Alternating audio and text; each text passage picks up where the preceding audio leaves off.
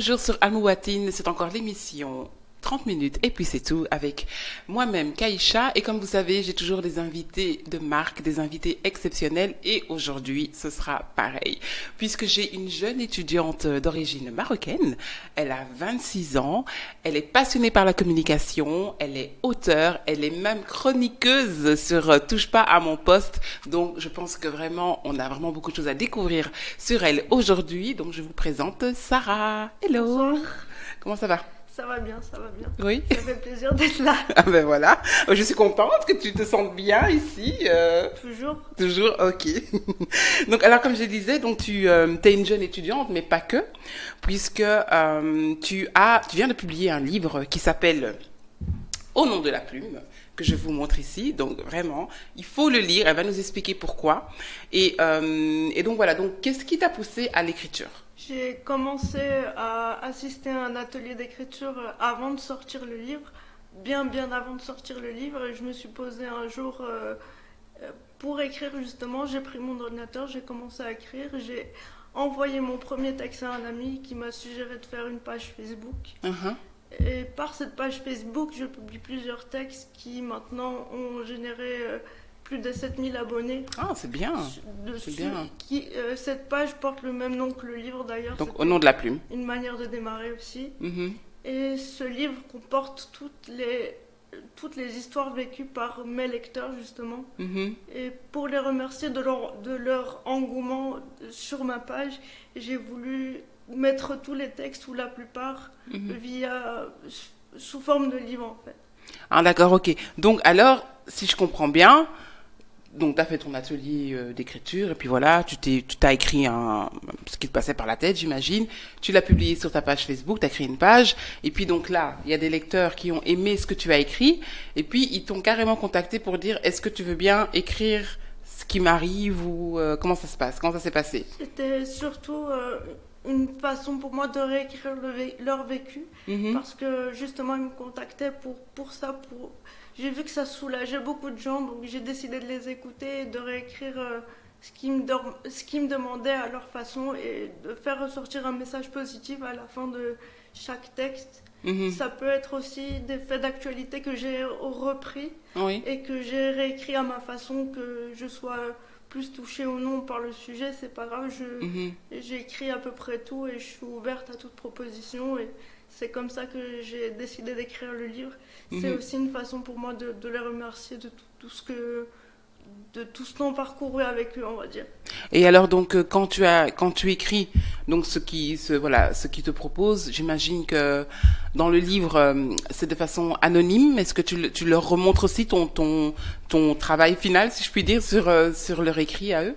Alors, j'ai jamais publié sans la permission d'une personne en particulier. J'ai bien veillé à respecter, je pense, leur façon de penser et leur message à véhiculer. Je trouve que la parole de la personne est très très importante. Ouais. Donc c'est une façon pour moi de les respecter aussi. Ok. Et donc alors donc il y a différents sujets. Il y a quoi comme sujet alors dans le livre? Il y a des faits d'actualité, des trahisons, un peu d'amour aussi, parce qu'il faut un peu d'amour dans ce monde un peu de brut. De brut, oui, c'est ça. Donc voilà, j'ai essayé de varier vraiment tous les sujets, mais vous allez le lire et vous allez voir que j'essaye de faire voyager un peu partout. D'accord, ok. Et donc voilà, donc c'est un livre de à peu près 90 pages en fait. 90 pages. Et donc, est-ce que maintenant tu as envie d'écrire un peu de fiction? Tu as envie d'écrire d'autres livres? Pour l'instant, je me suis fixée sur celui-là parce que moi, le plus important pour moi, c'est pas l'aspect de vente. C'est surtout le message que les gens comprennent à travers le livre. Parce que chaque interprétation est différente. Et puis, j'ai senti que ça pouvait aider beaucoup de gens. Donc, je préfère qu'à travers ce livre, les gens se sentent bien. Et après, on verra la suite et comment tout se déroule. Mais j'ai pas pour objectif d'en sortir un nouveau. Ah, mais d'accord. il faut me suivre pour savoir ce qui va. Il faut aller sur la page au nom de la plume. Exactement. Ok. Et donc alors, mais si maintenant tu as d'autres personnes qui vont t'envoyer des écrits, qu'est-ce que tu vas leur dire? Tu vas juste publier sur Facebook, sur tes réseaux sociaux, ou bien comment ça va se passer? Ben, je peux garder dans l'idée de faire un autre livre, mais pas vraiment tout de suite, parce que je veux voir surtout le démarrage de celui-là. Et comme j'avais dit, je veux aussi comprendre le message de leur façon de lire le livre, parce que comme chaque interprétation est différente, il y en a qui le lisent plusieurs fois pour mieux comprendre, oui, c'est ça, oui, bien sûr. Parce que chaque histoire est différente, donc il y aura d'autres choses qui vont découler du livre, mais je ne veux pas encore trop en dire. Mais non, tu as tout à fait raison d'ailleurs. Et donc voilà, donc ce livre, où est-ce qu'on peut le trouver en fait, ce livre? Il est sur la page de mon imprimeur, donc le livre en papier. D'accord, ok. C'est un site internet, ou alors il suffit de m'envoyer un message à moi via ma page Facebook, ou alors où là je peux faire les envois postaux. Ah oui, d'accord. Donc ça va un peu plus vite. Ouais. Et c'est peut-être plus pratique pour ceux qui n'ont pas les réseaux sociaux. D'accord, ok. Et donc ça va pour l'instant, tu apprécies le retour? Comment ça se passe plutôt par rapport à ça? C'est un bon démarrage pour moi. Parce que au départ, je l'ai écrit via ma chambre. Donc pour moi, je m'attendais pas à ce que ça fasse cet engouement-là. Donc je suis très contente. Et puis on continue à travailler dans l'ombre jusqu'à que je sorte quelque chose de nouveau aussi, on verra. D'accord, ok, donc à suivre. Voilà, c'est ça. Alors donc, comme je disais, tu es aussi passionnée donc de médias. Oui. Tu aimes tout ce qui est journalisme, animatrice, etc., etc. Et tu as eu cette chance de pouvoir être chroniqueuse sur Touche pas à mon poste. Alors, comment est-ce que cette aventure a commencé? Tout a commencé via Twitter en fait, parce que je suis aussi sur Twitter. Et j'ai pas mal de gens qui me suivent en fait, et la production avait lancé un appel pour justement valoriser le handicap via leur émission. D'accord. Donc on m'a proposé de faire l'émission, et moi je pensais que j'étais loin de tout ça, que je pouvais pas gérer une pression pareille, mais finalement ça s'est bien passé. On m'a fait un espèce d'entretien téléphonique pour comprendre ma passion en fait pour les médias, qui est depuis toute petite, qui est présente depuis toute petite, et puis c'était une bonne expérience pour moi. J'espère y retourner très prochainement, parce que c'est vraiment ce que je veux faire, et malgré tout ce qui m'arrive, il y a trop de rebondissements dans la vie, mais auquel on ne s'attend pas, c'est ça? Oui, bien sûr. Je perds pas cet objectif, et j'y arriverai quoi qu'il arrive. D'accord, c'est bien, tu es déterminée, c'est super. Et donc alors comment se sont passés les enregistrements? Comment est Cyril Hanouna? Comment est-ce qu'ils sont les chroniqueurs et tout ça? Comment ça s'est passé? Cyril Hanouna, c'est quelqu'un de très très très gentil, malgré ce qu'on peut lire dans la presse. Quand on est premier, on dérange toujours. Ah oui, ça c'est sûr, c'est sûr. Cyril Hanouna, je l'ai vu quand j'étais en tant que spectatrice là-bas, mais j'ai pris le temps de parler avec lui, on a fait des photos et tout. C'est quelqu'un de très attentionné, qui prend le temps de parler à tout le monde. Et il faut le souligner ça aussi, parce que dans ce monde-là, ça se marche un peu sur les pieds partout, donc oui, voilà, c'est ça. C'est important de le dire aussi. Oui, c'est ça, parce que oui, comme tu disais, il est fort critiqué, beaucoup de gens critiquent aussi son émission, etc. Bon voilà, moi j'ai toujours, si t'aimes pas l'émission, faut pas regarder, juste pour critiquer. Que je trouvais justement qu'il avait l'air vrai, autant à l'antenne que dans la vie, si je puis dire, puisque toi tu l'as vu hors antenne, parce qu'il y en a, une fois que les caméras sont fermées, il faut pas me parler. Il est à la vie comme à l'antenne. Il est à la vie comme à l'antenne, et puis il y en a très très peu qui sont comme ça. Il prend le temps, comme j'ai dit, de parler avec tout le monde. Et juste après ma première émission, il m'a envoyé un message juste après. Il m'a rappelé il avait vu l'émission, et il m'a dit que j'avais tout ce qu'il fallait pour travailler chez eux. Ah, mais c'est génial. Oui, parce qu'en plus, toi, quand tu as fait chroniqueuse là, c'était pas lui qui était le présenteur principal, c'était Benjamin Castaldi à ce moment-là. Ouais. Et donc, ça s'est bien passé aussi avec lui.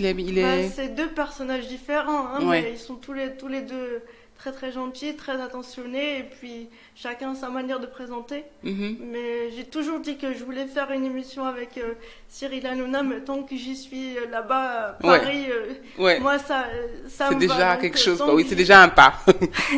Tant que je m'y retrouve, il n'y a pas de problème. Moi, c'est avec plaisir que j'y retournerai si j'ai l'opportunité. Donc, j'attends des nouvelles, on verra. Bah oui, c'est ça, on verra. Et donc, alors, à ton avis, c'est quoi qu'ils ont aimé chez toi? Parce que on connaît quand même le rythme de l'émission. On connaît aussi un peu, voilà, les petites guéguerres. Je pense que c'est vraiment une émission où il faut vraiment dire ce que tu penses, parce que sinon, c'est même pas la peine de rester là.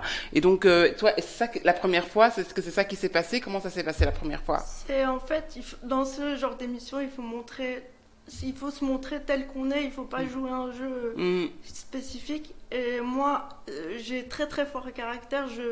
Si j'aime quelqu'un, je le dis. Si j'aime pas quelqu'un, je le dis aussi. Il faut se montrer tel qu'on est et puis avoir du répondant dans ce style d'émission. C'est ça qui donne le rythme et c'est ça il faut rester franc en fait à chaque fois. Et c'est ça qui fait toute l'émission. Et donc, et les autres chroniqueurs, alors, est-ce qu'il y a quelqu'un en particulier avec qui, par exemple, tu t'es bien amusé ou quelqu'un peut-être qui t'a un peu plus ennuyé ou quelque chose Il y a des gens que je vais pas juger parce que je les ai vus en tant que spectatrice, mais pas en tant que chroniqueur. Oui. Mais en tant que chroniqueuse, je veux dire, quand tu étais avec eux, je veux dire, le partage, la préparation de l'émission, etc. Est-ce que, voilà, tu t'es sentie faire partie de la famille ou on t'a bien montré, toi, t'es juste une chroniqueuse quand on a besoin de toi ou bien comment ça s'est passé avec les autres? Non, moi, je me suis sentie tout de suite intégrée dans l'équipe parce que franchement, il n'y a pas de différence. Quand on arrive là-bas, on prépare tout correctement comme tout le monde. Ouais. Et il n'y a pas de chaise ou pas chaise. Moi, c'est pareil, ils voient la personne et pas le handicap. Et je pense qu'au niveau médiatique, que ce soit ici ou là-bas, il faut valoriser ce message-là. Parce que on n'a jamais vu ou très très peu vu des gens en situation de handicap présenter le journal ou présenter des choses à la télévision. Et en dehors de tout ça, TPMP, c'est du divertissement.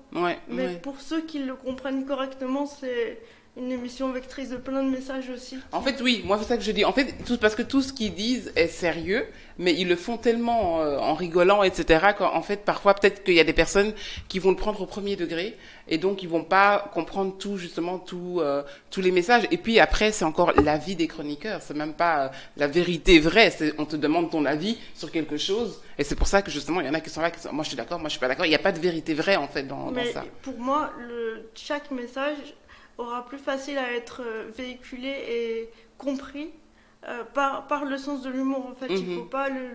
Il faut pas le véhiculer au sérieux, il faut pas le prendre avec tristesse. Tout passe par l'humour en fait, je pense. Donc c'est beaucoup plus facile. Ok, et donc est-ce que tu t'es rendu compte, mais je suis marrante moi, je peux dire des choses marrantes, ou bien t'as dû un peu forcer, tu t'es dit bon je vais un peu essayer de faire rire, ou comment ça s'est passé? Non, je me suis vraiment montrée comme j'étais d'habitude. J'ai montré mon fort caractère. Je pense qu'il y en a qui s'y attendaient pas. Moi, je suis vraiment comme ça chez moi. Donc, j'ai pas cherché à jouer un personnage. J'ai toujours dit d'ailleurs là-bas, je me montrerai à la télé comme à l'antenne. D'accord. Parce que à la télé comme dans la vraie vie. Oui, tu veux dire. voilà. Oui, c'est ça. Comme dans la vraie vie, parce qu'il n'y a pas de personnage à jouer. Et puis, c'est un monde difficile qui peut s'arrêter demain. Donc, je ne dois pas perdre la personne que je suis non plus. Et puis, le vécu fait aussi qu'on est la personne qu'on est, donc il faut se respecter soi-même. D'accord. Et voilà. Bah écoute, en tout cas, j'espère qu'ils vont te rappeler et on va te revoir parmi les autres dans Touche pas à mon poste. J'espère aussi. Alors aussi, voilà, comme tu disais, tu as un caractère très fort. Je vois aussi que tu es quelqu'un de très déterminé, etc. Et donc, voilà. Donc toi, quand quelque chose te dérange, tu le dis. Après, on verra bien ce qui va se passer, mais ça vient du cœur. Tu sais que voilà, s'il y a quelque chose qui te dérange, tu vas en parler, malgré même si voilà d'autres personnes ne sont pas d'accord. Et il y a eu d'ailleurs un reportage sur toi à Images à la pluie. Et donc c'était par rapport en fait là où tu étudiais, il y avait certains problèmes que tu as relevés. Oui. Voilà, est-ce que tu pourrais aussi en parler? Quand j'étais encore à l'école, j'avais des problèmes récurrents de problèmes d'ascenseur, de racisme aussi. Par exemple, parce qu'il y en a eu beaucoup, mais après je ne vais pas citer les écoles et tout, mais je vais juste non, mais tu dois pas citer, soulever ce problème-là, soulever certains problèmes parce qu'il y en a vraiment, vraiment beaucoup. Il y a plein de personnes dans mon cas qui veulent étudier, qui veulent avancer dans leur vie, qui n'y arrivent pas justement pour cause de ce genre de problème en fait. C'est parce que c'est pas assez adapté ou pas assez adapté à la personne justement.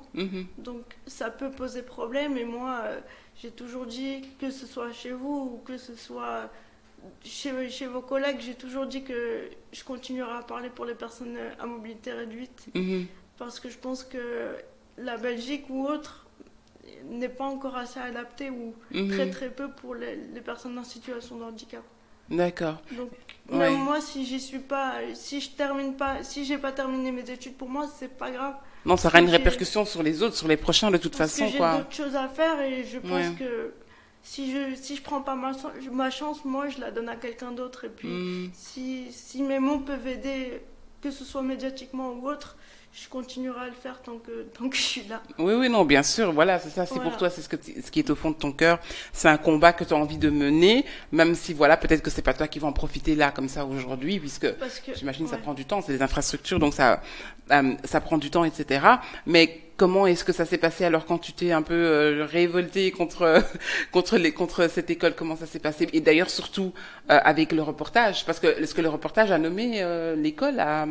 J'ai demandé à ne pas nommer. Il y a certains reportages où certaines écoles ont été nommées, mais ça c'était au tout début. À la fin, j'ai voulu ne pas nommer les écoles pour leur éviter les problèmes, justement, parce que moi, ce que je cherche, c'est pas des problèmes aux gens, c'est surtout de faire valoir le handicap et de faire valoir les infrastructures pour toute personne, parce que je pense que toute personne a le droit à l'éducation, a le droit à l'étude, a le droit...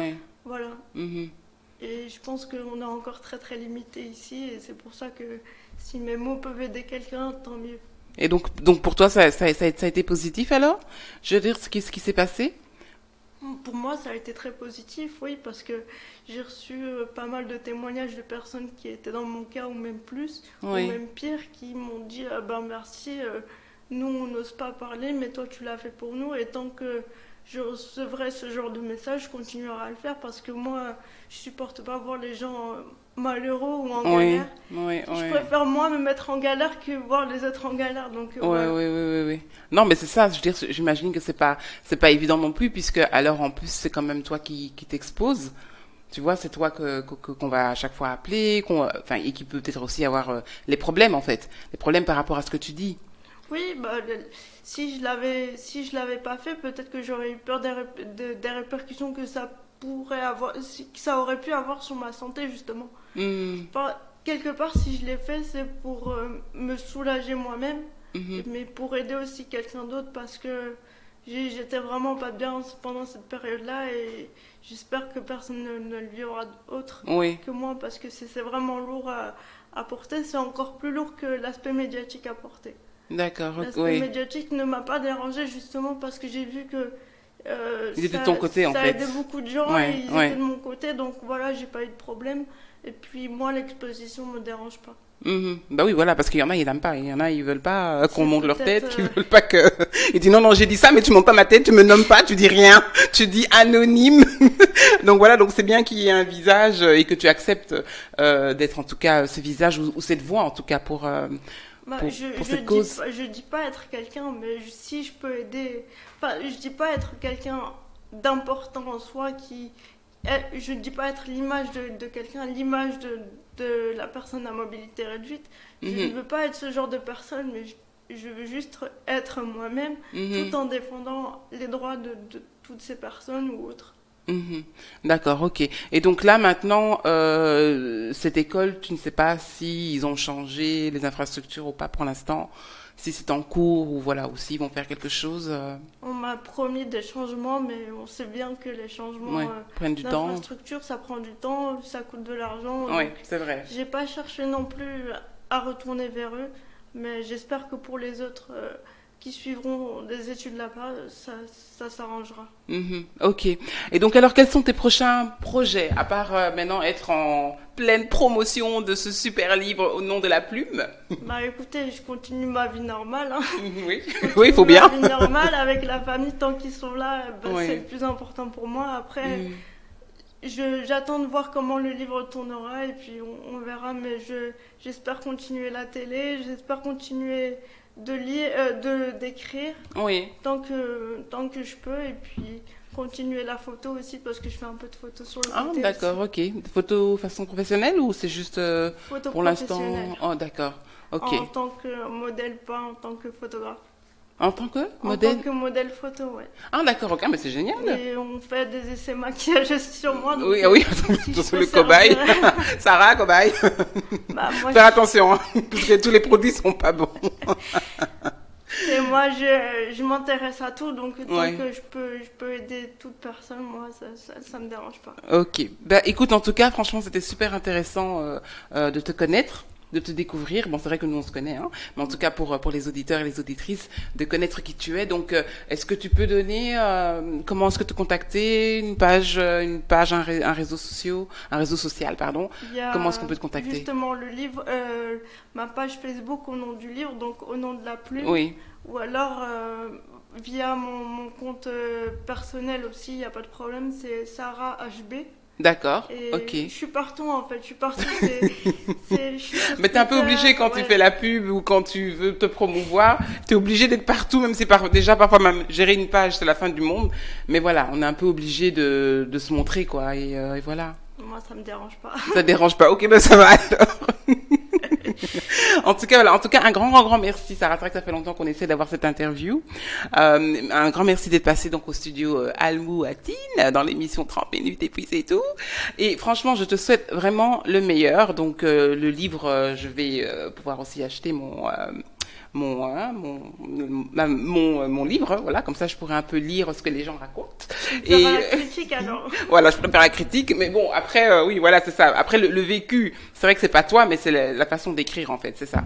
Exactement. Mais en tout cas, franchement, je trouve que c'est vraiment bien parce que voilà, tu t'es encore jeune, t'as 26 ans, tu fais tellement de choses, t'es tellement dynamique, et vraiment, je ne peux te souhaiter que le meilleur. Merci beaucoup, j'ai pas fini encore. Ah, voilà, c'est ça, elle a pas fini. Donc vraiment, retenez bien ce visage, retenez bien son nom et surtout achetez le livre au nom de la plume. Voilà, donc c'était l'émission 30 minutes et puis c'est tout. Et je vous dis à la prochaine.